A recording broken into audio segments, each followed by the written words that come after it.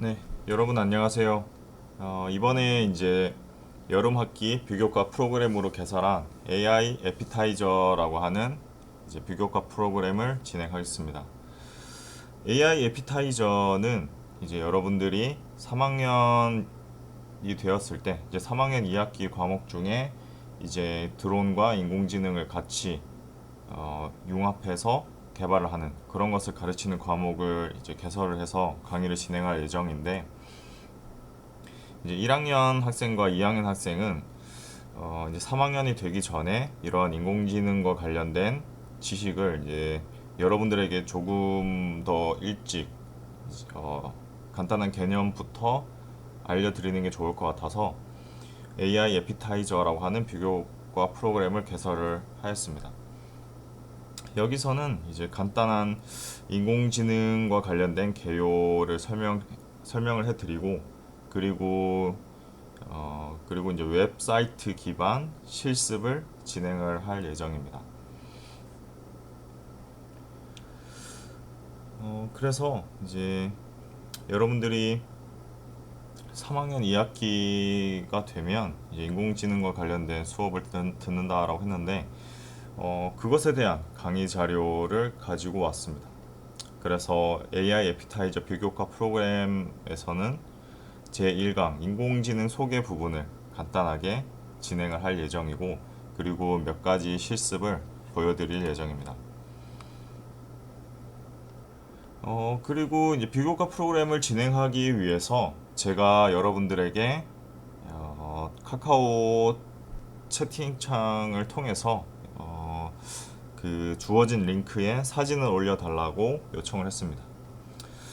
그래서 이제 뭐 예상과는 다르게 많은 학생들이 올리진 않았는데 일단은 이제 이지호 학생 그리고 고성민 학생 그리고 장문규 학생 이렇게 세 명의 학생이 자신이 좋아하는 사진을 올려주었습니다.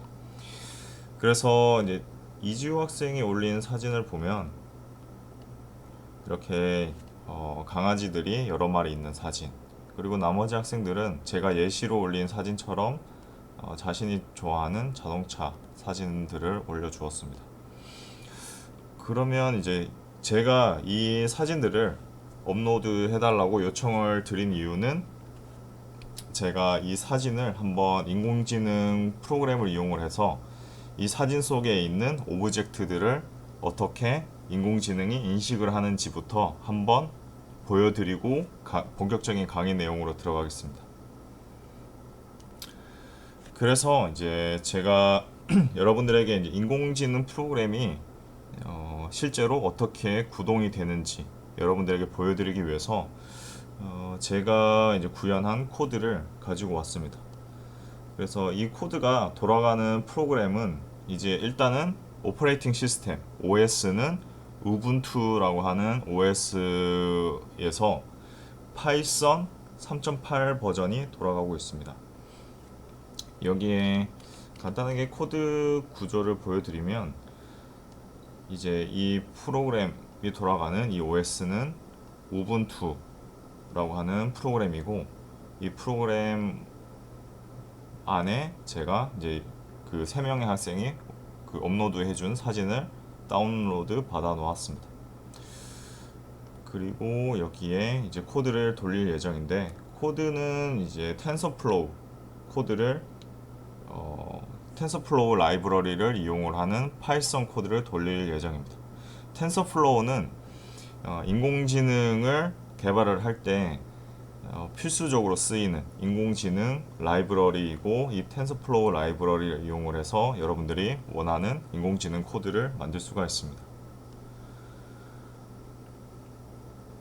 그래서 이제 인공지능 코드를 한번 돌려볼 예정인데 이거는 정확하게 말하면 오브젝트 디텍션이라고 하는 인공지능 코드가 되겠습니다.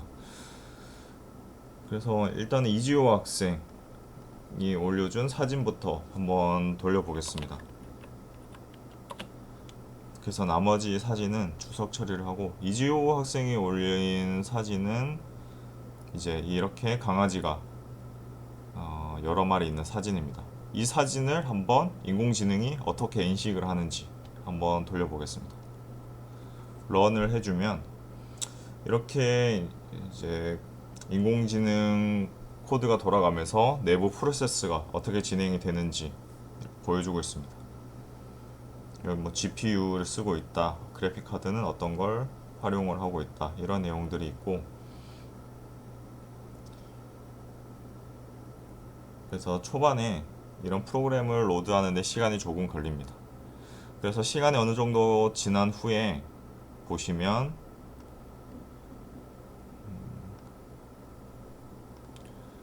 이렇게 이제 인공지능이 어떻게 사진을 인식을 했는지를 보여주고 있습니다.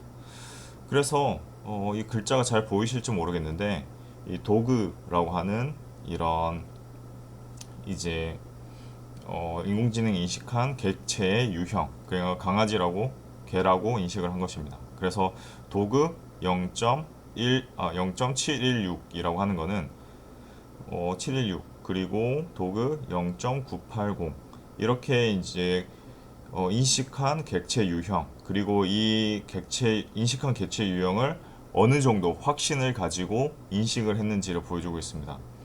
그래서 맨 왼쪽에 있는 강아지는 정말 정확하게 사람과 거의 동일하게 인식을 했고, 그 확신도, 그러니까 0.98이라고 하는 거는 98%의 확신을 가지고 인식을 했다라는 의미가 되겠습니다. 그리고 대체로 이제 강아지 마리수대로 이렇게 네모 박스를 치면서 인식을 했는데, 물론 잘못 인식한 부분도 있습니다. 그래서 강아지와 강아지 두 마리가 겹쳐져 있는 부분에서 불필요한 인식이 이루어진 것도 볼 수 있고, 그리고 두 마리를 한 마리로 인식을 한 모습도 볼 수가 있습니다.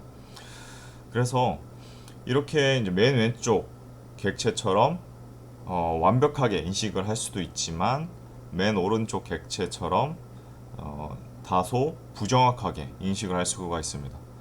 어쨌든 이제 강아지 두 마리가 나란히 붙어 있는 그림인데, 이것을 한 마리로 인식을 했기 때문에 이거는 잘못된 인식이라고 할 수 있고, 그래서 맨 왼쪽 강아지처럼 정확하게 인식을 할수록 인공지능이 자신이 생각하는 확신도도 높다라고 할 수 있습니다. 98%로 거의 이거는 강아지일 확률이 거의 100%다라고 생각을 하고 있고, 그 반대로 맨 오른쪽 사진처럼 두 마리를 한 마리로 인식을 했고, 그 대신 확신도, 그러니까 이게 강아지일 확률에 대한 확률 값이 71%로 맨 왼쪽에 있는 강아지보다는 낮은 값을 가지는 것을 알 수가 있습니다.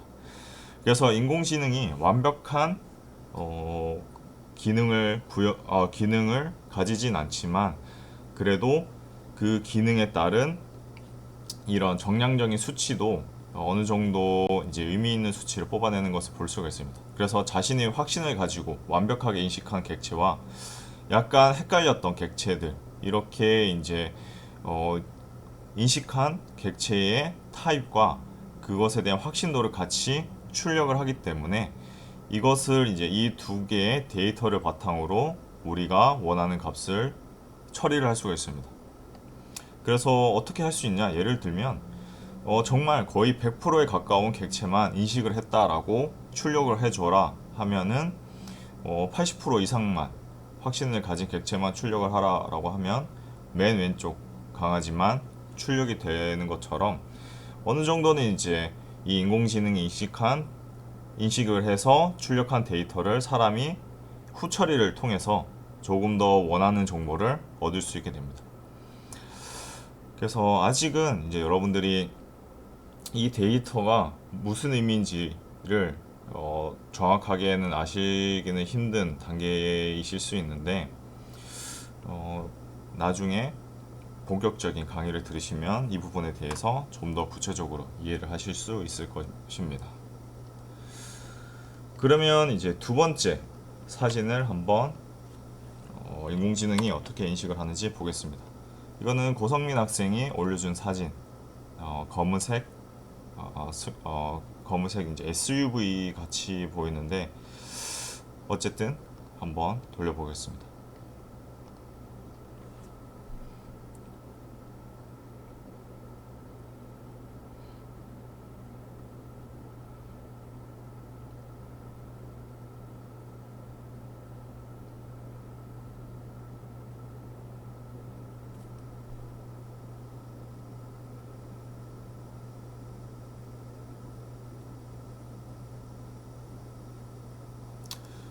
이렇게 이제 출력된 결과를 보시면 자동차를 거의 정확하게 인식을 했고, 자동차라고 타입 유형 그 객체 유형을 카라고 출력을 했고, 확신도는 97% 70%로 이제 97%로 정확한 값을 출력을 해줬습니다. 그리고 장문규 학생도 마찬가지로 자동차 사진을 올려줬는데, 이 사진은 이제 다른 사진보다는 이미지 사이즈가 작은 사진인데, 이 사진도 한번 돌려보겠습니다.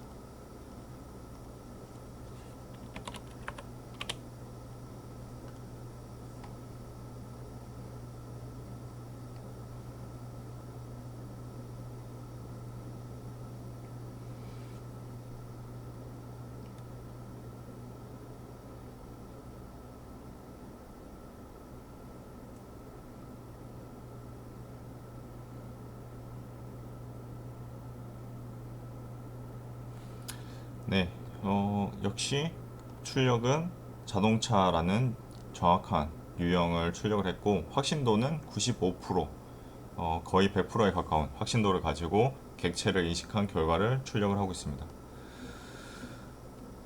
제가 이 사진들에 대한 객체 인식 결과는 여러분들에게 이제 사진을 업로드 해달라고 알려준 링크에 그대로 올려주겠습니다. 그래서 여러분들이 원본 사진과 인공지능을 통해서 객체 인식을 한 결과 사진을 한번 같이 보도록 볼 수 있도록 제가 이제 사진을 업로드 해드리겠습니다. 네, 이렇게 이제 여러분들이 보내주신 사진을 인공지능 코드를 이용을 해서 기계가 스스로 객체 인식, 그러니까 사람처럼 여러 개의 객체를 스스로 인식을 하는 그 과정을 보았습니다. 그래서 여러분들이 이제 3학년 2학기가 되면 이제 인공지능 관련 수업을 들을 텐데, 제가 이때 사용하는 교재는 인공지능 파이썬으로 배우는 머신러닝과 딥러닝이라고 하는 교재를 사용을 하게 됩니다. 그리고 현재 3학년 2학기 이제 다음 학기에 다음 학기에 수업을 듣게 되는 3학년 학생들은 역시 이 교재로 수업을 진행을 하니까 미리 구매를 해서 이제 예습을 해도 좋을 것 같습니다.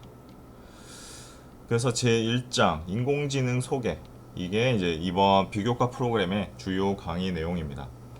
그래서 이제 처음 시작하는 내용은 인공지능의 의미를 이해한다, 그리고 인공지능의 특징을 살펴본다, 튜링 테스트를 이해한다, 인공지능이 사용되는 분야를 이해한다, 인공지능의 역사를 이해한다, 파이썬을 설치한다. 그래서 지금 현재 1학년인 학생들은 이제 2학기가 되면 파이썬을 이용한 이제 컴퓨터 프로그래밍 과목을 듣게 될 예정이고, 그래서 이제 아직 1학년 학생들은 파이썬에 대해서 잘 모르는 학생들이 많을 것 같습니다. 2학년 학생들은 1학년 때 배웠기 때문에 파이썬과 관련된 부분은 잘 아실 것 같고, 그래서 이제 이 파이썬을 어느 정도 배우고, 파이썬에 아까 설명을 드렸던 텐서플로우 그 인공지능 라이브러리를 같이 설치를 해서 인공지능 소프트웨어를 만들게 되는 것입니다. 그래서 그런 소프트웨어를 만들면 아까 제가 여러분들에게 보여드렸던 것처럼 강아지 여러 마리를 동시에 인식을 하거나 자동차를 인식을 하거나, 이렇게 이제 어떤 이미지든 주어지면 그 이미지 속에 있는 객체를 기계가 스스로 인식을 할 수 있는 그런 인공지능 소프트웨어를 만들 수 있게 되는 것입니다.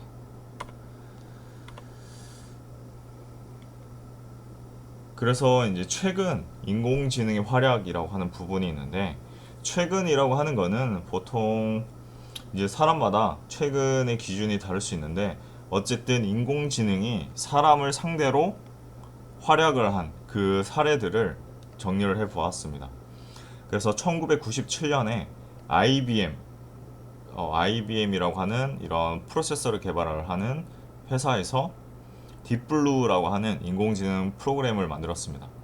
그래서 이 인공지능 프로그램은 사람과 체스 시합, 체스를 둘 수 있는 그런 인공지능 프로그램이고, 이 인공지능 프로그램이 그 당시에 세계 챔피언인 체스 세계 챔피언인 카스퍼로프를 상대로 이긴 그런 사례가 있습니다.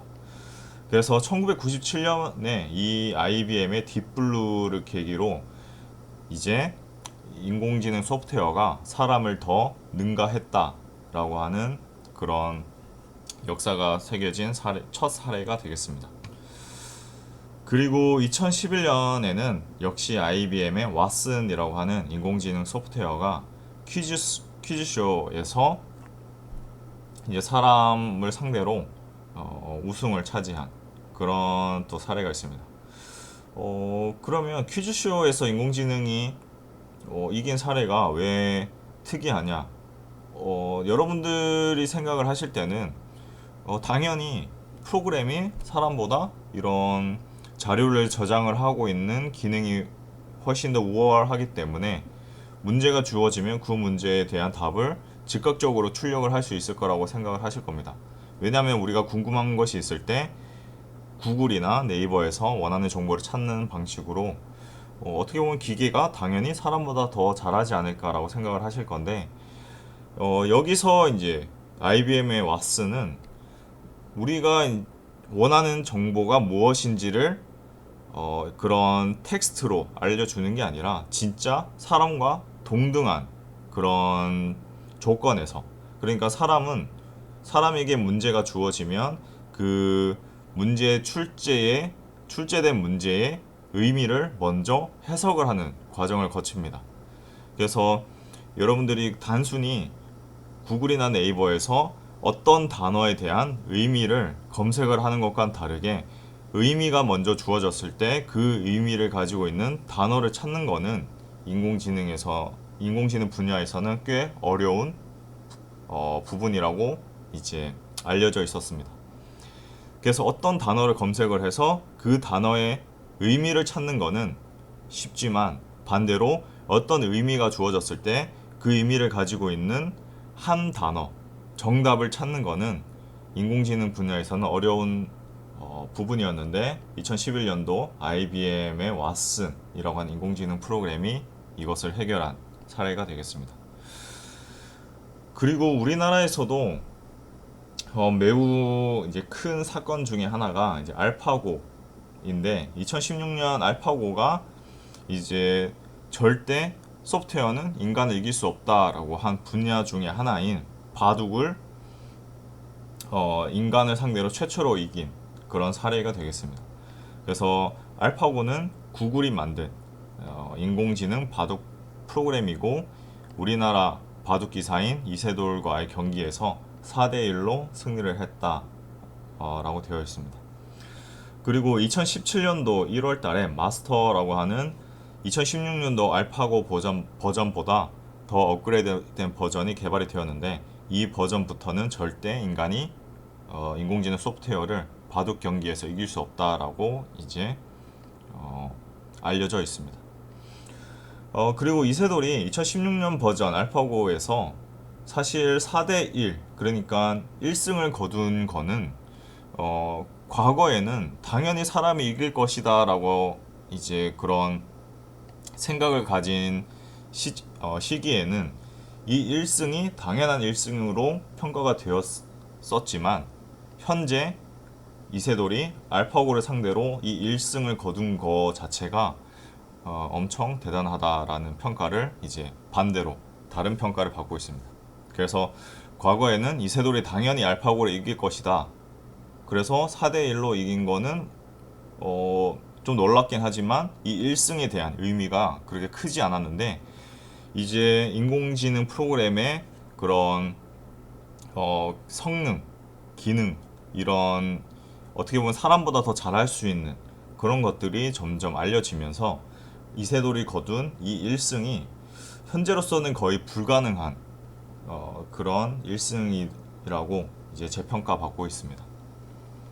그래서 이세돌이 어떻게 보면 바둑 기사들 중에 정말 뛰어난 인재다라고 평가가 되고 있는 것입니다. 그래서 인공지능 컴퓨터, 아까 설명드렸던 1997년도에 개발된 IBM의 딥블루라는 컴퓨터가 세계 체스 챔피언인 게리 캐스파로프를 꺾었다. 이 계기로 인공지능 컴퓨터에 대한 이목이 집중되기 시작했습니다. 그것에 대한 이제 영상이고, 이것은 이제 여러분들이 한번 찾아보시면 될 것 같습니다. 그리고 2021년에 IBM의 왓슨이 이제 이런 퀴즈쇼에서 다른 이제 출전을 한 인간들과의 대결에서 우승을 했다라는 내용입니다.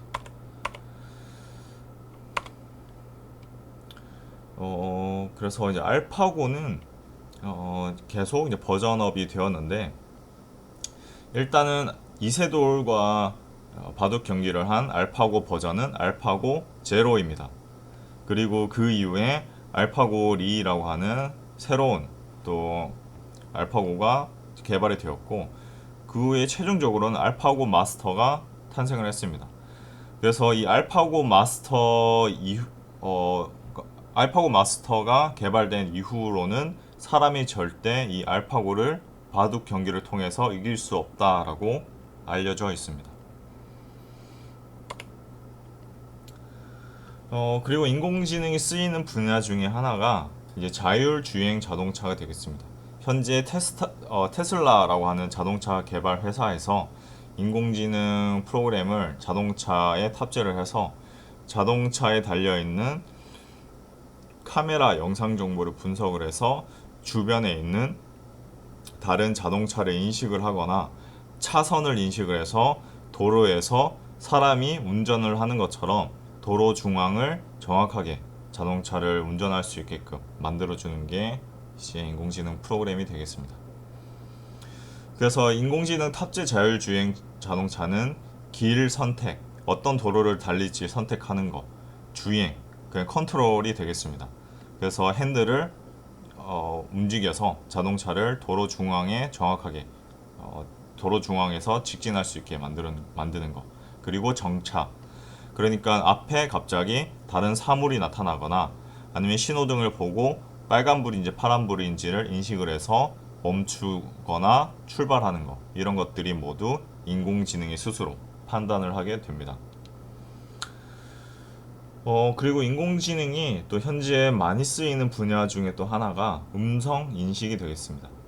그래서 사람이 하는 말에 대한 의미를 판단하고 사람이 요청한 내용대로 임무를 수행을 하는, 예를 들어서 이제 음악을 켜는 거, 볼륨을 높이는 거, 음악을 끄는 거, 그리고 현재 날씨를 확인하는 거, 아니면 물건을 주문을 하거나 최신 뉴스 헤드라인을 듣는 것. 사람이 요청한 명령을, 음성 명령을 인식을 하고 그 명령대로 원하는 출력을 해주는 것이 또 인공지능 분야에서 음성 인식이 되겠습니다. 그리고 이제 현재는 인공지능 시대라고 합니다. 그래서 과거의 인공지능과는 다르게 현재 인공지능은 점점 사람과 가까워지고 있는 그런 단계인데, 그런데 이제 이런 인공지능 시대에 도래를 하고 나서 인공지능의 수준을 여러 단계로 나누었습니다. 그래서 아직 현재까지 이루지 못한 인공지능의 단계, 인공지능의 가장 마지막 단계인 스트롱 AI, 강인공지능이라고 하는 것이 있습니다. 이거는 단순히 그 인공지능의 강한 형태라고 정의가 되는데, 강인공지능은 바로 사람과 거의 같은 인공지능 수준을, 그러니까 지능을 가지고 있는 인공지능을 우리는 강인공지능이라고 합니다. 그래서 사람처럼 자기 자신을 알고, 그리고 이제 어떤 사건에 대해서 아니면 주변 환경에 대해서 감정을 가질 수 있을 정도로 지능이 발달을 한 형태가 강인공지능입니다. 그래서 이것을 자의식이 있다라고 표현을 합니다.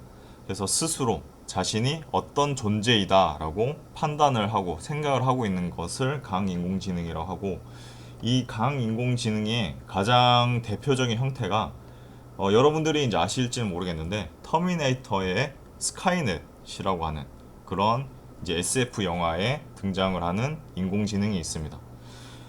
간단하게 이제 터미네이터의 스카이넷에서 설명을 드리면, 인간이 어떤 이제 웹 서버를 만들었는데, 그 웹 서버는 인공지능 프로그램을 통해서 구동이 되는 웹 서버입니다.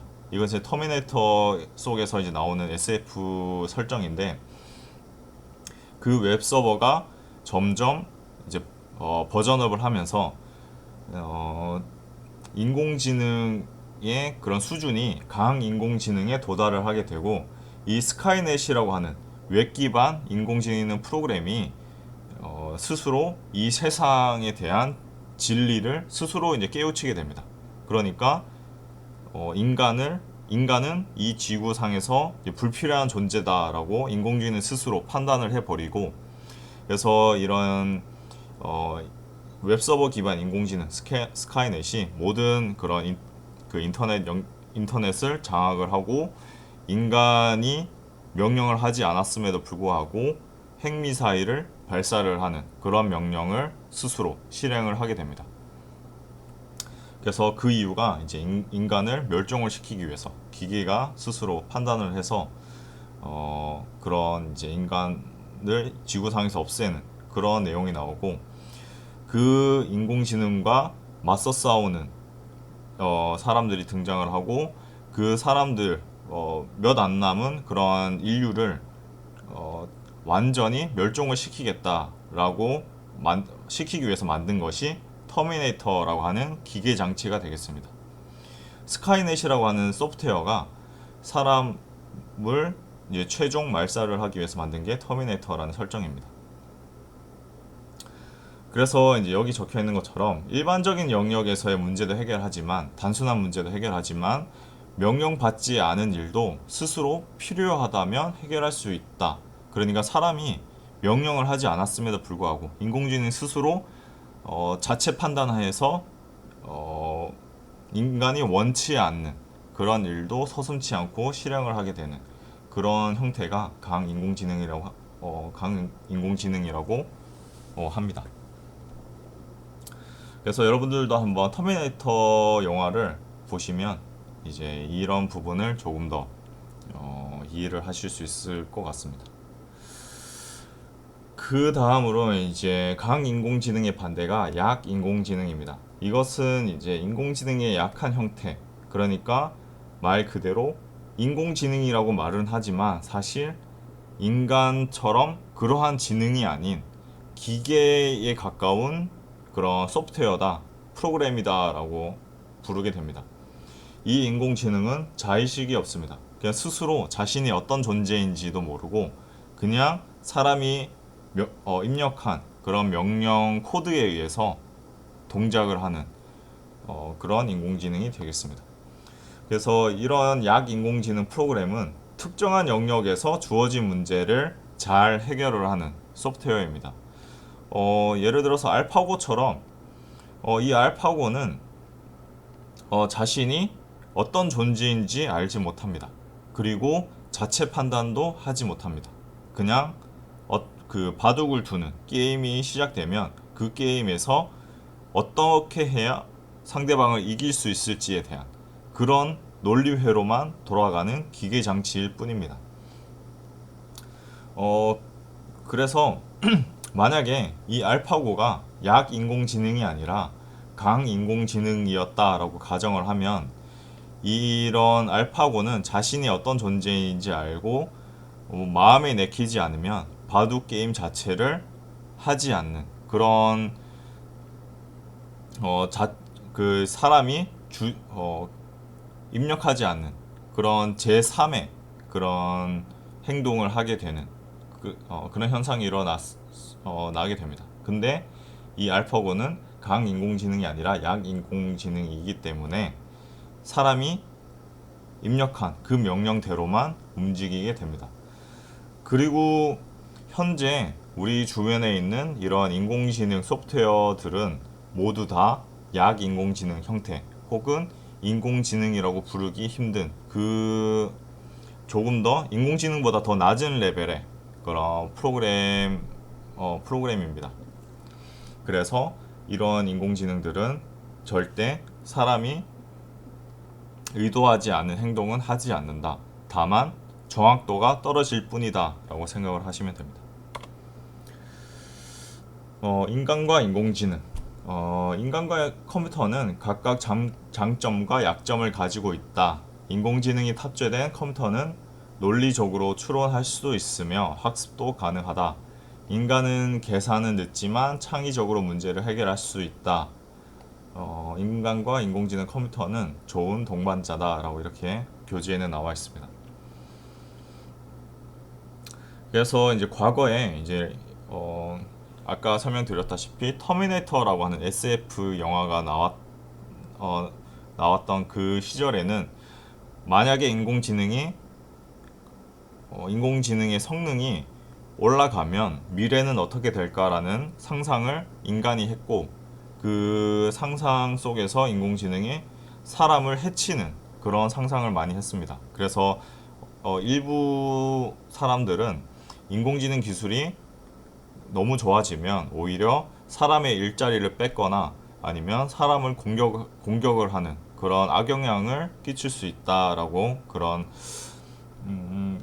생각을 많이 하고 있는데, 그런데 사실 그런 단계의 인공지능은 현재 수준의 인공지능이 아니라 먼 미래의 강인공지능 수준에 도달해야만 그런 현상이 일어날 여지가 있고, 현재는 모든 인공지능은 그 수준까지는 아직 도달을 못했고 오로지 사람이 입력한 명령대로 움직이거나 아니면 사람이 원하는 명령을 입력했음에도 불구하고 인공지능의 성능이 떨어져서 그 명령을 완수하지 못한 불완전한 인공지능만 있을 뿐이지, 사람을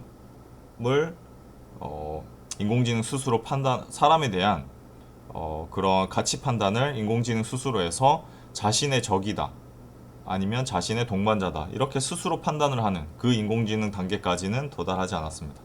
현재 인공지능은 어쨌든 사람이 입력한 명령대로 움직이기 때문에 어쨌든 사람은 인공지능 시스템을 이해를 하고 그 시스템을 어떻게 우리 주변의 환경을 개선을 하기 위해서 어떻게 이제 활용을 할지 그런 고민을 하게 되겠습니다.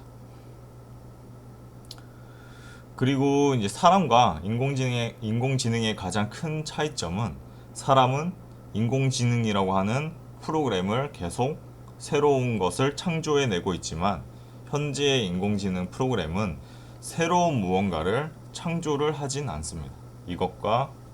이것이 이제 사람과 인공지능의 가장 큰 차이점이 되겠습니다. 인공지능의 특징이라고 하는 것은, 어쨌든 인공지능이라고 하는 것은 사람을 최대한 모방을 한 프로그램이 인공지능이 되겠습니다.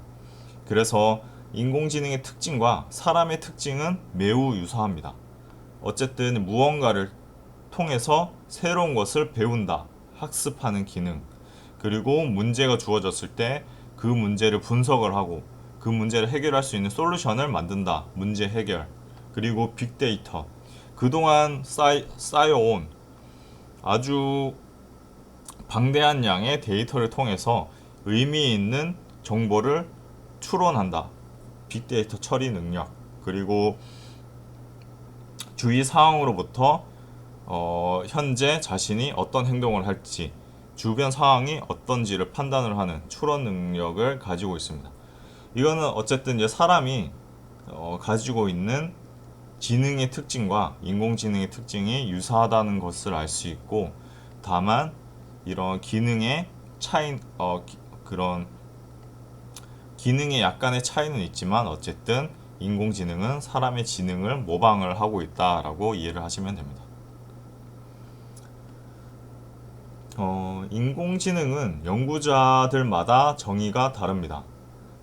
그래서 인간처럼 사고하는 것이 인공지능이다, 아니면 합리적으로 사고하는 것이다, 인간처럼 행동을 하는 것이다, 합리적으로 행동을 하는 것이다, 이렇게 여러 가지 정의가 있는데 어떻게 보면은 다 유사한 말이라고 생각을 하실 수가 있을 것 같습니다.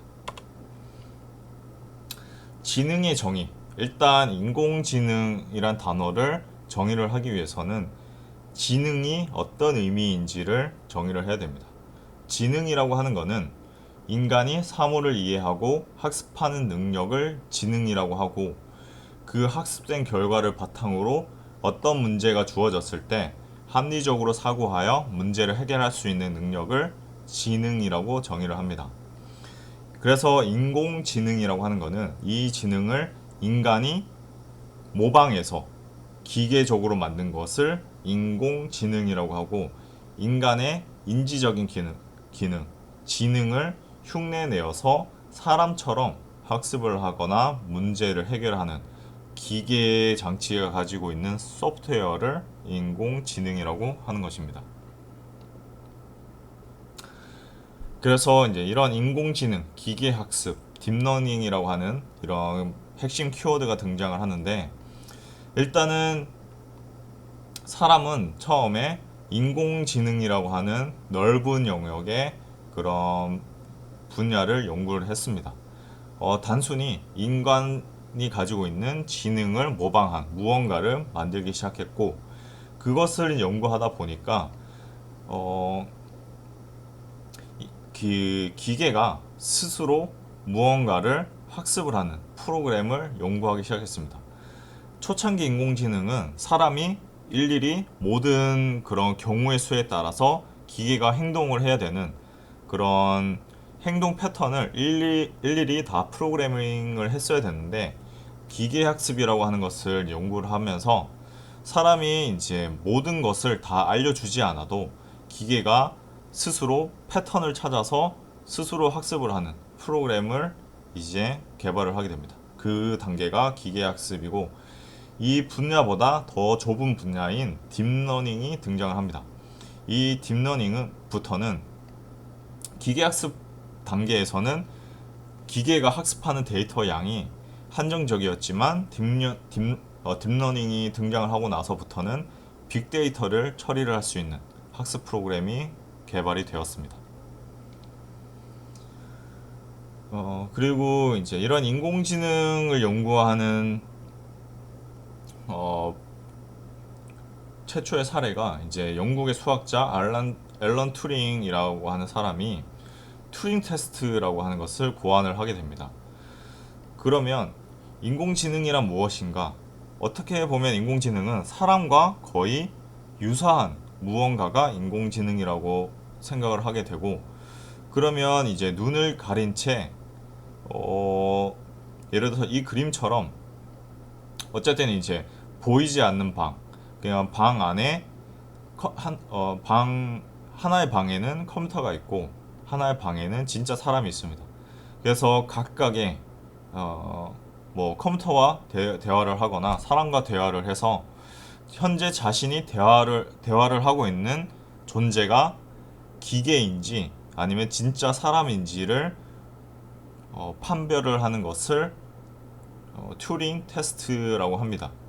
그러면 만약에 우리가 이제 눈을 감은 채 대화를 하는 것처럼, 아니면 이렇게 이제 방 안에 무엇이 있는지 보이지 않는 이 환경 속에서 오로지 대화를 통해서 아니면 채팅을 통해서 어떤 존재와 의사소통을 하는 과정에서 현재 자신이 소통을 하고 있는 당사자가 기계인지 진짜 사람인지 판별을 하는 테스트를 진행을 했을 때, 당연히 진짜 사람과 대화를 했을 때는 상대방이 사람이라고 인식을 하는데, 만약에 인공지능 수준이 높은 기계 장치와 대화를 했을 때 이 사람은 자신이 대화를 하고 있는 상대가 인공지능인지 아닌지를 알 수 있을까, 아니면 상대방이 사람인지 아닌지를 알 수 있을까를 테스트를 하게 됩니다.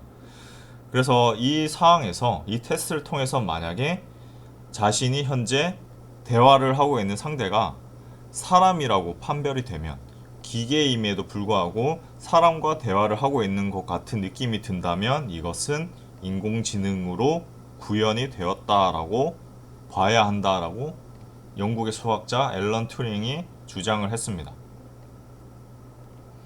그래서 우리가 기계 장치를 직접 눈으로 보면 대화를 하고 있는 상대가 기계 장치라는 시각적 정보 때문에 바로 사람이 아니다라고 판별을 하지만, 간접적으로 대화를 하고 있는 상대가 누군지 모르는 채 단순히 채팅이나 음성을 통해서 대화를 한다면 상대방에 대한 정보는 오로지 대화를 통해서 주고받는 그 정보를 통해서만 상대방을 판별을 할 수가 있습니다.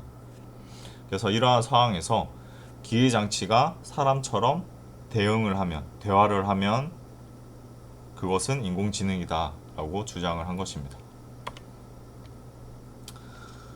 그래서 이제 앨런 튜링은 이제 계산 기계, 컴퓨터라고 하는 거는 기본적으로 우리가 덧셈, 뺄셈, 나눗셈, 곱셈처럼 계산을 하는 기계가 컴퓨터가 되겠습니다. 이런 단순 계산하는 기계, 계산기의 개념도 주장을 했지만 인공지능에도 큰 흥미를 가졌다고 합니다. 그래서 이런 계산기, 복잡한 이제 논리 회로를 구현을 한 계산기를 돌려보니까 사람의 그런 논리 회로도 이런 기기 장치로 만들 수 있지 않을까라는 영감을 가지게 된 것입니다.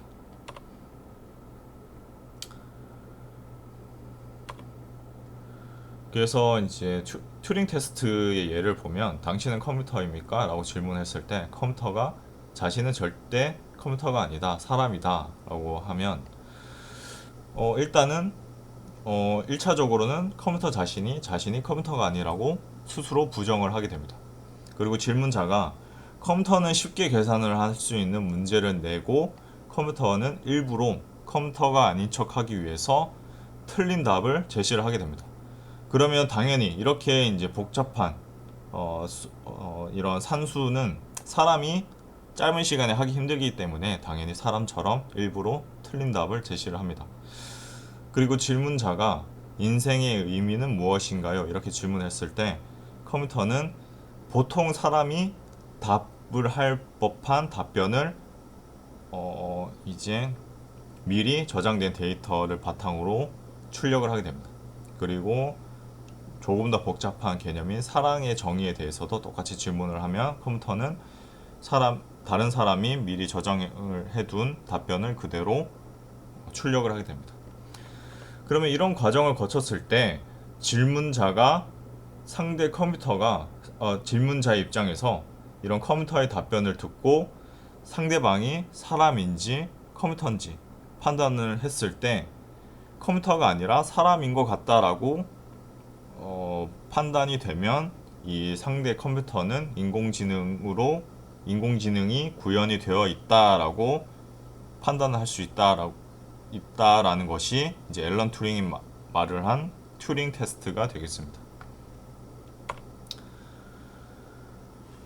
그리고 이제 엘리자라고 하는 프로그램이 있는데 이 프로그램은 이제 사용자의 문장에서 특정한 키워드가 발견되면 어떤 규칙을 적용하여 답변을 생성한 후에 반환된다.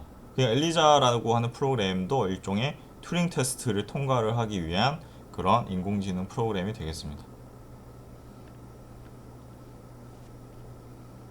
그래서 이런 대화를 이제 사람처럼 마치 사람과 대화를 하고 있는 듯한 느낌이 들게끔 만들어진 프로그램이 엘리자가 되겠습니다. 그리고 중국인의 방 뭐 이런 예시도 있고 그래서 어쨌든 이제 튜링 테스트라는 게 있는데 이 튜링 테스트에도 문제점이 있습니다. 이것을 튜링 테스트를 통과한 기계 장치가 인공지능이냐라고 말을 할 수 있을지 이런 판단을 했을 때 튜링 테스트도 문제점이 있다. 왜냐하면 이제 반드시 인간의 행동과 직접인 행동이 똑같은 것은 아니다. 어떤 인간의 행동은 비지능적이고 또 일부 지적인 행동은 비인간적이다. 그래서 어쨌든 이제 튜링 테스트라고 하는 거는 인간의 행동을 어떤 것이다 라고 특정화해서 생각을 하고 만들어졌기 때문에 그것이 과연 인공지능이라고 말을 할 수 있는지 이것에 대한 여러 가지 의견이 있다라는 내용이고, 그리고 튜링 테스트 자체가 현재 기준이 아니라 너무 예전 기준이라는 의견도 있다라고 합니다.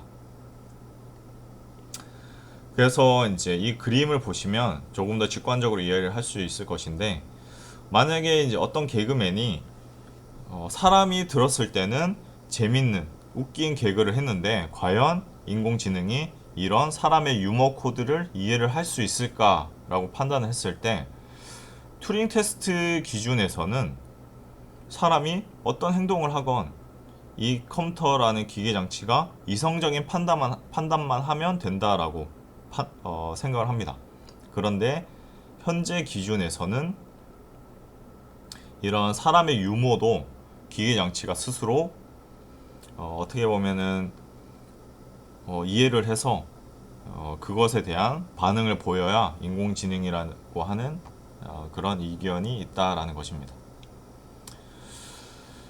인공지능의 역사를 이렇게 보시면 이제 이런 1950년대쯤에 앨런 튜링이 기계지능에 대한 생각을 했고, 그리고 1955년도에 다트무스 학술대회에서 인공지능이라고 하는 용어가 처음 탄생을 하게 됩니다. 그리고 이런 역사를 거쳐서 이제 이 본 강의 초반에 설명드렸던 것처럼 인간이 잘할 수 있는 분야를 인공지능이 하나씩 정복해 가기 시작합니다. 그래서 가장 먼저 체스라고 하는 것을 인공지능이 이기게 되고, 그리고 2009년에 구글이 자율주행차를 처음 선보였는데 완성 단계는 아니었습니다. 자율주행차는 아직도 완성되지 않은 상태로 아직 현재 진행 중인 상태입니다. 그리고 2011년도에 왓슨이 등장을 했고, 2011년도부터 2014년도 사이에 음성인식 프로그램이 등장을 하게 됩니다. 그래서 사람이 하는 말, 음성을 이해를 하고 사람이 원하는 명령대로 임무를 수행을 하는 그런 인공지능 비서가 등장을 합니다. 그리고 2016년도에 어떻게 보면 인공지능이라고 하는 그런 이제 분야에서 가장 큰 변환점이 생겼는데, 바로 이제 알파고가 이세돌을 이긴 이 경기가 되겠습니다. 그리고 이제 인공지능이 이런 사람이 무조건 잘할 수 있다, 사람이 무조건 더 잘한다라고 하는 이런 바둑 게임에서 인공지능이 사람을 이김으로써 그 다음으로는 이제 무엇이 남았냐 해서 구글이 그 다음으로 개발을 하고 있는 것이 바로 스타크래프트와 같은 현재 우리들이 많이 하고 있는 게임을 인공지능과 사람이 붙어서 인공지능이 사람을 이길 수 있게끔 만드는 그런 인공지능 프로그램을 개발을 하고 있습니다.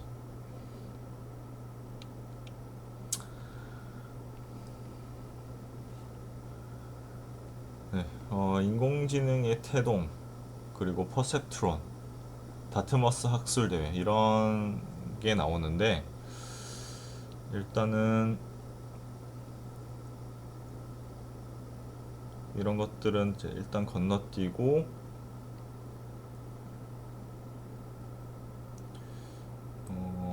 일단 여기서 가장 중요한 것을 이제 설명을 드리면, 퍼셉트론이라고 하는 키워드가 이제 중요한 단어 중에 하나입니다. 이제 인공신경망의 초기 형태, 그러니까 인공지능을, 그냥 사람이 가지고 있는 지능을 모사하기 위해서는 사람 뇌에 신경망을 인공적으로, 소프트웨어적으로 모사를 해야 된다라는 생각에서 만들어진 것이 인공신경망의 초기 형태, 퍼셉트론이 되겠습니다. 퍼셉트론은 인간의 뇌에 있는 뉴런 시스템을 모방을 해서 만든 소프트웨어 구조가 되겠습니다. 그리고 이제 퍼셉트론은 궁극적으로 언어를 배우고 결정하며 언어를 번역할 수 있게 될 것이다. 이게 이제 퍼셉트론이라는 저서를 통해서 발표가 되었는데, 어쨌든 그 당시에 기술적 한계로 이제 연구 결과에 대한 한계가 있었다라고 합니다.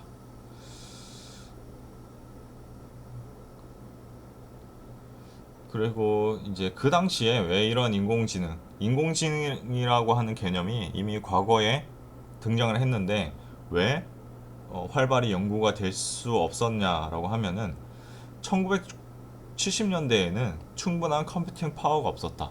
그러니까 사람이 인공지능을 구현을 할 수 있는 방법은 알고 있었지만 그 방법대로 코드를 만들고 그 코드를 돌릴 수 있는 그런 컴퓨팅 파워를 가지고 있는 장치가 없었다라고 하는 것입니다.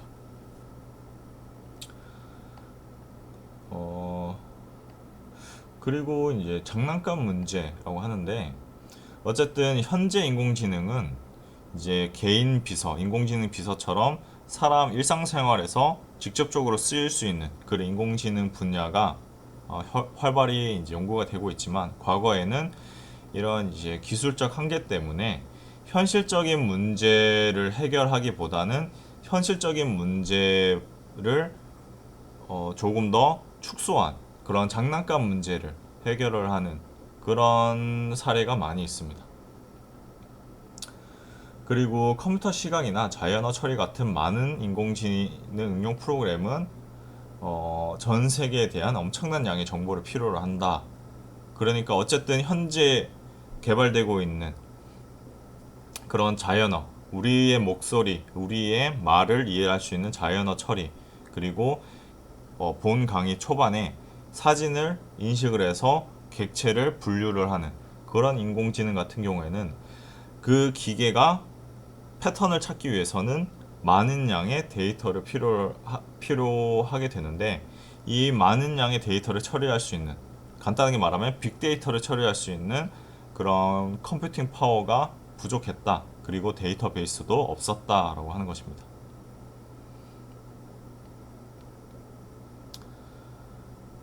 그래서 이제 연구자들은 이 세상의 모든 문제를 해결할 수 있는 시스템을 개발한다는 생각을 버렸다.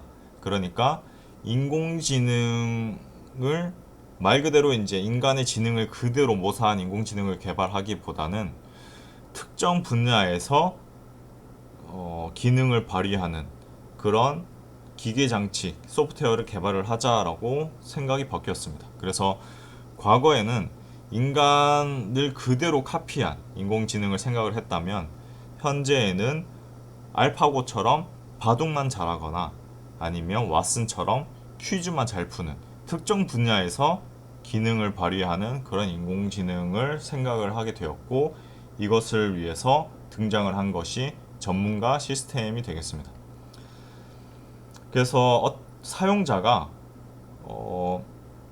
어떤 기능을 가진 인공지능을 원한다라고 했을 때 예를 들어서 개인 비서 같은 인공지능 같은 경우에는 사람이 원하는 정보를 이해를 하고 그 정보를 출력을 하는 인공지능이 되겠고 이것을 위해서는 자연어 처리 프로그램이 필요합니다. 그래서 사람이 질문을 하고 그 질문을 사용자 인터페이스를 통해서 받아들이게 됩니다. 그래서 구글에서 개발한 그런 프로그램이거나 아니면 애플, 삼성에서 개발한 프로그램 같은 경우에는 사람의 음성 신호를 마이크로 받고 그 음성 신호를 해석을 해서 원하는 답을 출력을 하게 됩니다. 그러면 이 해석을 하는 추론 엔진에 들어가는 베이스가 지식 베이스라고 하는 건데 이 지식 베이스는 전문가로부터 지식을 얻는다라고 되어 있습니다.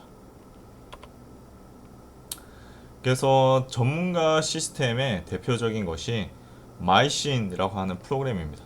이 프로그램은 이 지식 베이스 안에는 현재 의학과 관련된 정보를 집대성하고 있는데 이러한 지식 베이스를 구축을 하기 위해서는 수많은 의사들의 그런 지식을 집대성해서 지식 베이스를 사람이 만들어 주는 게 됩니다. 그래서 사용자가 원하는 질문이 있을 때 그 질문을 입력을 주면 추론 엔진은 사람 중에서도 전문가들이 만들어준 그 데이터를 검색을 해서 원하는 정보를 출력을 하게 만들어줍니다.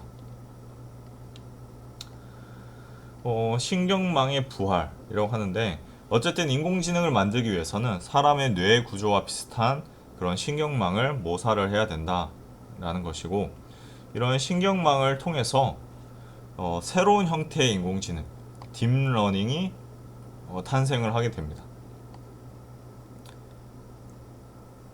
그래서 딥러닝은 어쨌든 사람의 뇌 구조를 소프트웨어적으로 모방을 해서 어떤 입력이 들어왔을 때 그것을 신경망을 통해서 해석을 하고 그 입력된 정보에 대한 합당한 정보를 출력을 하게 됩니다. 이런 이제 최근에 이제 개발된 딥러닝을 활용을 한 인공지능들은 다양한 분야에서 활용이 되고 있습니다. 그 중에 가장 대표적인 게 자율주행이 되겠고, 그리고 그 다음 분야가 광고가 되겠습니다. 여러분들이 이제 이 광고에서 어떻게 인공지능이 쓰이고 있는지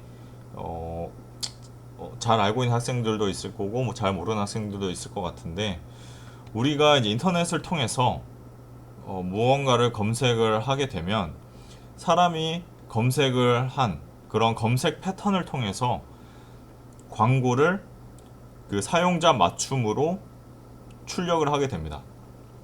그래서 만약에 어떤 사람이 자동차에 관심이 많아서 현재 출시되고 있는 자동차를 검색을 했다라고 하면은 그 사람이 이제 다른 웹서핑을 이용을 해서 다른 사이트에 접속을 했을 때 그 사이트에서 띄워주는 광고를 뭐 치약이나 TV나 핸드폰 이런 광고를 띄우는 게 아니라 그 사람이 최근에 많이 검색을 하고 있는 자동차와 관련된 광고를 띄우게 됩니다.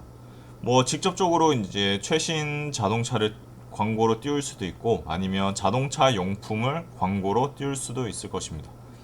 그래서 현재 이제 그 검색을 하고 있는 사용자의 취향에 맞춰서 광고를 띄우는데, 이 광고를 그 사용자 맞춤형 광고를 띄우기 위해서는 현재 이 사람이 무엇을 원하고 있는지 그런 니즈를 추론을 해야 됩니다. 이때 쓰이는 것이 인공지능이 되겠습니다. 그리고 챗봇이라고 하는 게 있는데, 그래서 사람이 어떤 질문을 했을 때 그 질문에 대한 답을 인공지능이 출력을 해주는 챗봇이 있습니다.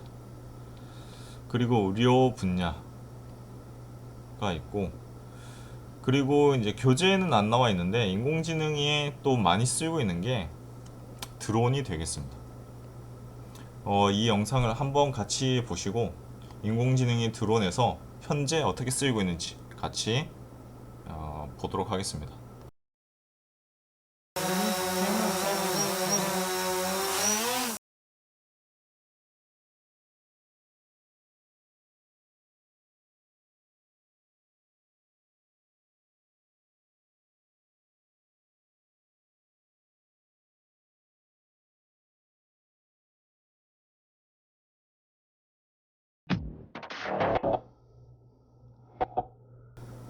네, 일단은 시간상 영상을 모두 보지는 않을 거고, 일단 초반에 DJI 팬텀 기종이 이렇게 이제 사람이 입력하는 명령대로 움직이다가 물체와 충돌을 해서 부서지는 장면으로 시작을 합니다. 어쨌든 이 과거의 기계 장치는 사람이 명령을 주는 대로만 행동을 했다면, 과거의 드론이 그렇게 움직였다면, 현재 개발된 이 스카이듀오라고 하는 드론은 사람이 명령을 주지 않아도 스스로 비행을 한다라고 합니다. 그래서 이 영상의 왼쪽 하단을 보시면 Actual Skydio to Flight Data라고 되어 있는데, 이 스카이듀오라고 하는 드론은 인공지능이 탑재가 되어 있어서 사람이 조종을 하지 않아도 자신을 따라오라고 하는 그 명령 하나만 드론에 입력을 해주면 나머지 제어 명령은 드론이 스스로 생성을 하게 되어 있습니다. 그래서 이렇게 이제 드론을 조종을 해야 되는 사람이 드론을 조종을 하는 대신 그냥 자기가 하고 싶은 스포츠를 하고 있으면 드론이 알아서 촬영을 해주는 그런 시스템이 되겠습니다.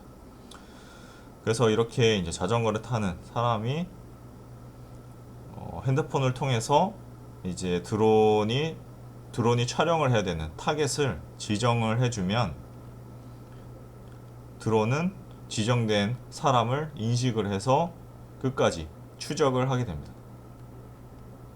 그래서 드론을 직접 조종하지 않아도 원하는 장면을 드론이 스스로 촬영을 하게끔 만들 수 있다라고 하는 것이 이 스카이듀오라고 하는 드론의 컨셉이 되겠습니다. 그리고 이제 드론이 이런 뻥 뚫린 공간에서만 비행을 하는 게 아니라 이렇게 복잡한 환경에서 비행을 할 때 주변에 이제 장애물을 인식을 해서 이 장애물 인식도 마찬가지로 AI 시스템을 통해서 인식을 하게 되고 그 인식을 통해서 현재 이 복잡한 공간에서 비행을 하기 위해서는 어떤 경로로 날아가야 장애물과 충돌하지 않고 원하는 표적을 쫓아갈 수 있을지를 판단을 하게 됩니다. 이런 모든 것에 인공지능이 쓰이고 있습니다.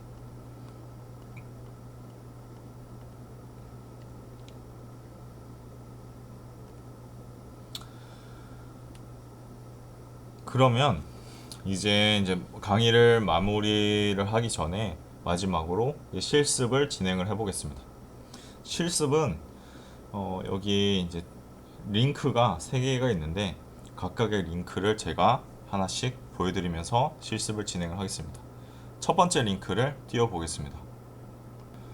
네, 첫 번째 링크를 띄워보면 keras.js라고 되어 있는데 케라스라고 하는 인공지능 라이브러리를 웹 서버에 구현을 한 그런 웹사이트가 되겠습니다. 여기서 Basic Convnet for MNIST라고 하는 것을 실행시켜 보면 이거는 사람의 필기체를 인식을 하는 인공지능 프로그램입니다. 그래서 예를 들어서 숫자 0이라고 하면 이거는 숫자 0이다 라고 인식을 합니다. 그래서 인공지능의 그런 뉴럴 네트워크에서 어떻게 이런 데이터가 처리가 되는지 이미지 데이터도 보여주고 있습니다. 그래서 0부터 9까지의 숫자를 인공지능이 인식을 하는 그런 프로그램이 되겠습니다. 3, 4, 5, 6, 7, 8, 9 이렇게 사람이 그리는 이 그림을 보고 이 그림 속의 숫자가 무엇인지를 인식을 하는 인공지능 프로그램입니다. 그러면 이걸 헷갈리게 그려볼 수가 있습니다. 9인데 길게 하면은 사람은 이게 9라고 인식을 하는데 인공지능은 9 대신 다른 숫자를 인식을 하게 됩니다. 7도 마찬가지로 이렇게 하면 1과 2, 7이 아닌 다른 숫자로 인식을 하는 것을 볼 수가 있습니다. 어쨌든 인공지능이라고 하는 것은 사람의 생각대로 작동을 하지만 정확도가 100%가 아니기 때문에 사람이 생각한 것과는 다른 결과를 출력할 수도 있다는 것입니다. 여러분들도 한번 이 사이트에 접속을 하셔서 한번 이것을 돌려보시길 바라겠습니다. 또 여러 가지가 있습니다.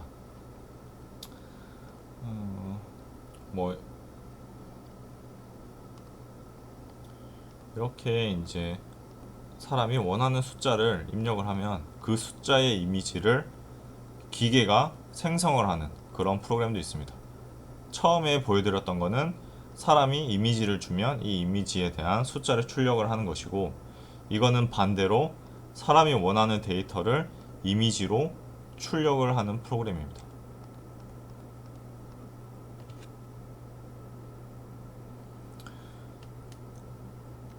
그리고 두 번째 웹사이트는 이런 인공신경망을 구축을 했을 때 이 인공신경망이 어떻게 트레이닝이 되는지 데이터를 어떻게 학습을 하는지 이해를 하는지를 보여주는 사이트가 되겠습니다.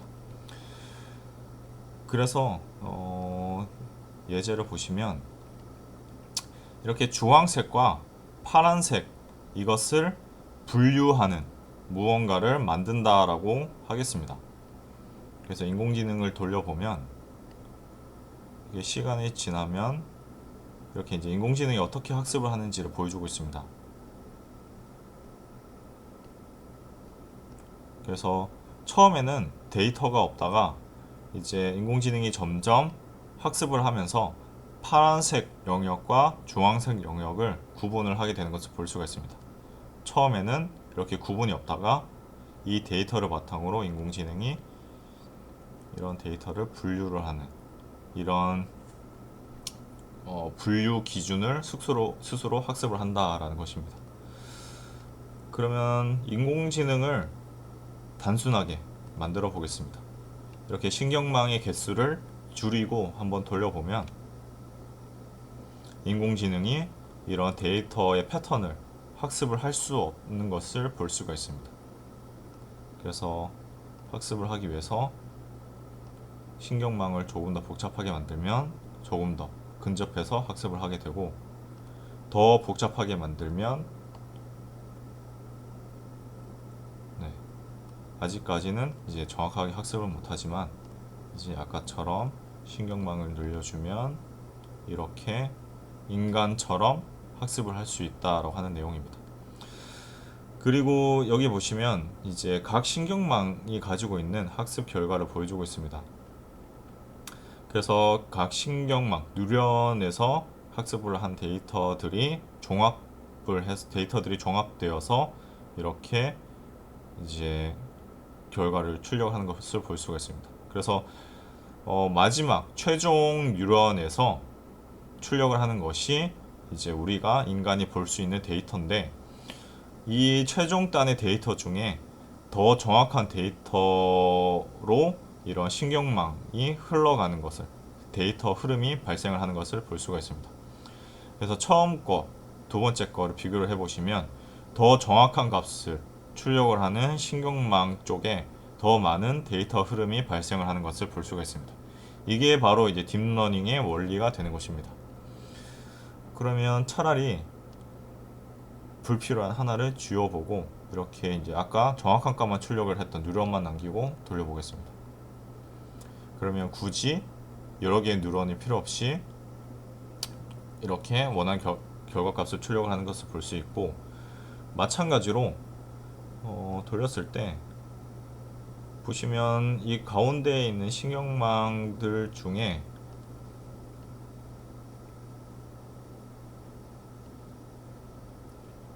학습이 점점 되고, 신경망들 중에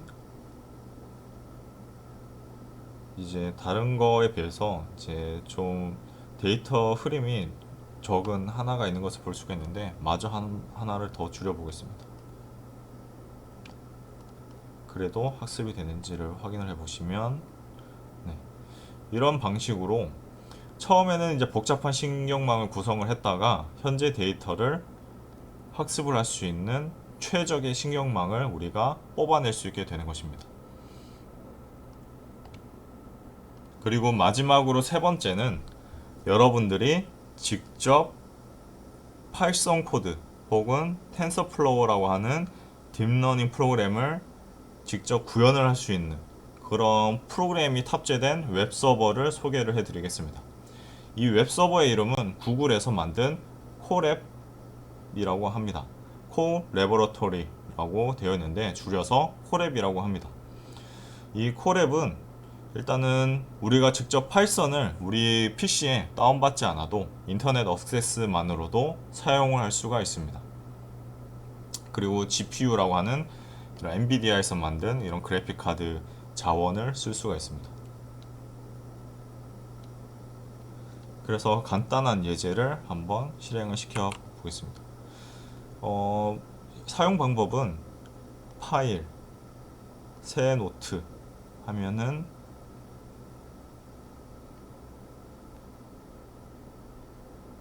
이렇게 이제 코드를 작성할 수 있는 웹페이지가 열립니다.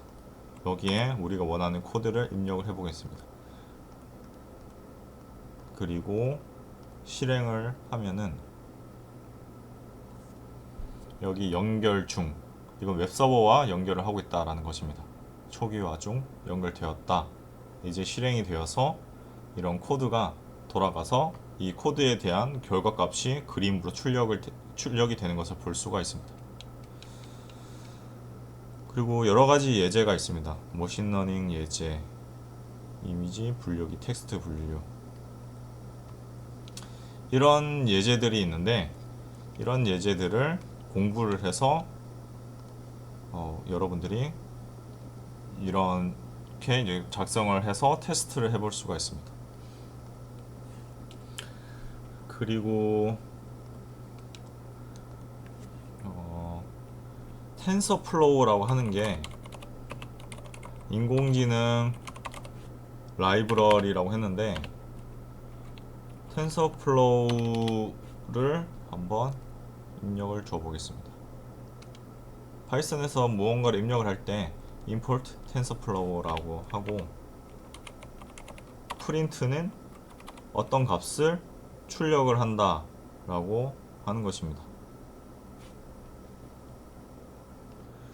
그러면 이 텐서플로우가 텐서플로우의 어떤 버전이 사용이 되는지를 한번 체크를 해 보겠습니다.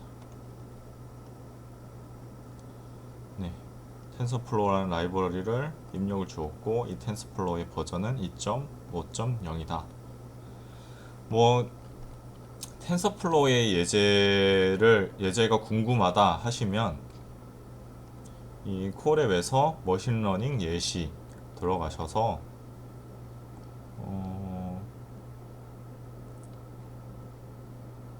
여러 가지가 있는데, 텐서플로우의 개념을 눌러보시면 그것에 대한 웹사이트가 뜨고, 여기 텐서플로우의 사용법이 나옵니다. 그래서 텐서플로우를 코드로 입력을 하는 방법, 그리고 간단한 신경망, 이렇게 이제 여러분들이 직접 실습을 해보실 수가 있습니다. 그러면 여기서 이제 중요한 것이 이제 하나 남았습니다. 바로 이제 여러분들이 본 비교과를 듣고 진짜 이 비교과 강의를 들었는지를 체크를 하도록 하겠습니다. 그러면 이제 이 체크 방식을 어떻게 할지 고민을 했는데, 체크 방식은 바로 이 keras.js 사이트에 접속을 하셔서, 이렇게 이제 접속을 하셔서 여기에 자신이 좋아하는 숫자를 입력을 하고, 이 숫자가 표시된 이 화면을 캡처를 하거나 아니면 간단하게 사진을 찍거나 자신이 편한 방법으로 이 사이트에 접속을 해서 이런 데이터를 확인을 해 보았다 라고 하는 그 증거를 제가 카톡 채팅창에 남겨드렸던 그 링크로 보내주시길 부탁드리겠습니다.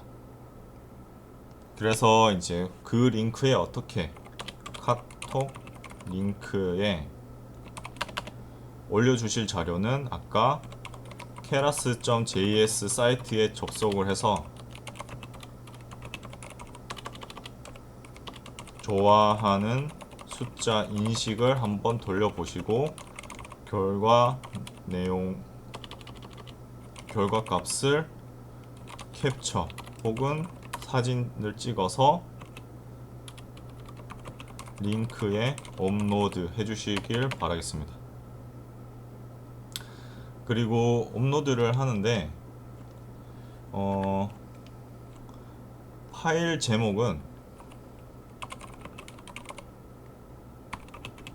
학번 이름이 되겠습니다. 예를 들어서 학번이 이렇게 되고, 이름은 한글로 자신의 이름을 적어주시면 되겠습니다. 그리고 파일은 JPG, PNG 상관없이 이미지 파일을 이미지 파일을 업로드 해주시면 됩니다. 그래서 이 카톡에 제가 저번에 이제 사진을 요청을 했던 그 링크에 여러분들이 이렇게 올려주셔야 출석으로 인정을 하겠습니다. 그러면 이번 비교과 강의는 이것으로 마치도록 하겠습니다. 이 영상은 어쨌든 유튜브에 이제 올려져 있는데, 여러분들이 궁금한 사항은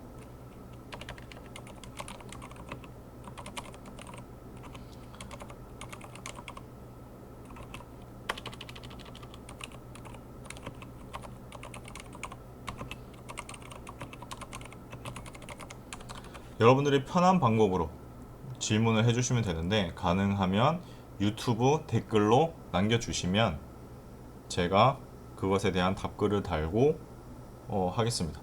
왜냐하면 이제 이 유튜브 영상을 제가 제작을 하고 올려놓고, 그 영상은 여러분들의 후배들도 계속 볼 수 있는 영상이 될 것이기 때문에, 여러분들이 영상을 보다가 뭔가 잘못된 부분이나 더 궁금한 내용이 있을 것입니다. 그 내용에 대한 질문을 하시면 제가 그것에 대한 정정사항 혹은 답변을 달면 그 영상을 보고 있는 다른 사람들도 내용을 이해하는 데 도움이 될 것이기 때문에, 가능하면 유튜브 댓글로 질문을 남겨주시길 부탁드리겠습니다. 그러면 이제 본 비교과 강의는 이것으로 마치도록 하겠습니다.